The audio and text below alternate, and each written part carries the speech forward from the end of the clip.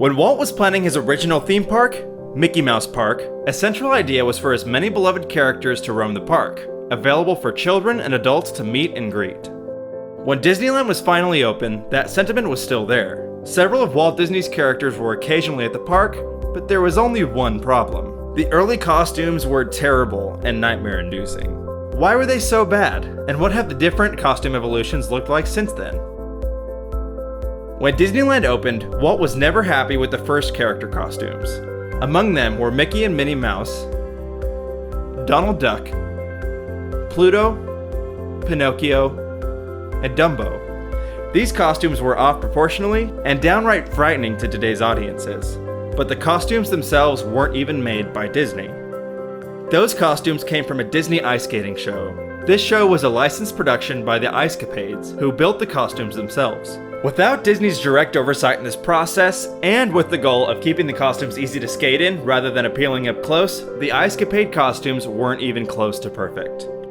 Walt didn't have time or money to develop the Disneyland costumes to his standards though, so Disneyland opened with a selection of costumes directly from the Icecapades show. Those costumes were bad enough that Walt didn't even use them at the park full time.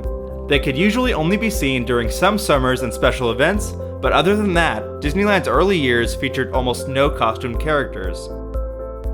After a few years, Walt decided that Disney themselves needed to design and build their own character costumes internally to keep up with his standards and to keep them at the park full time.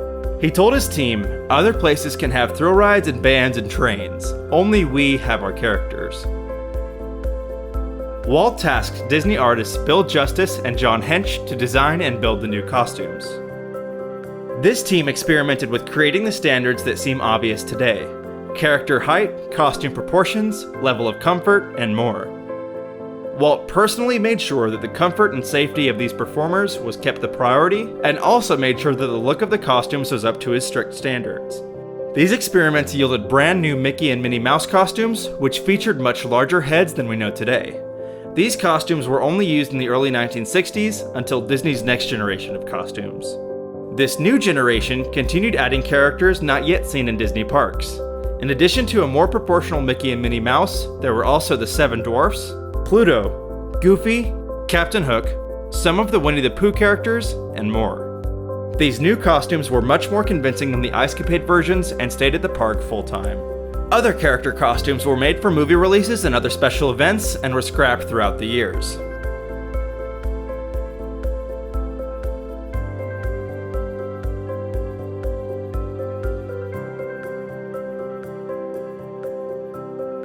Through the years, and as the costumes have continued to get more visually appealing, the standards for the costume performers have also gotten a lot more strict. The audition process is intense, and all new performers start out in furry costumes, as opposed to open-face costumes like princes or princesses. Dancing is extremely important, as are specific heights and weights.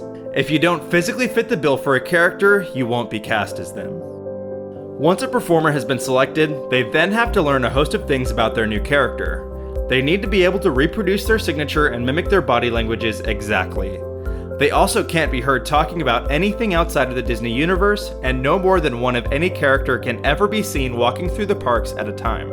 A quick note, we'll be uploading a video soon that goes into more detail about the audition process and performer guidelines, featuring interviews with real former Disney actors. Be sure to subscribe to our channel so you don't miss it. In recent years, Disney has been increasingly adding state-of-the-art tech to their costumes, most of which today are produced at a facility near their Florida theme parks.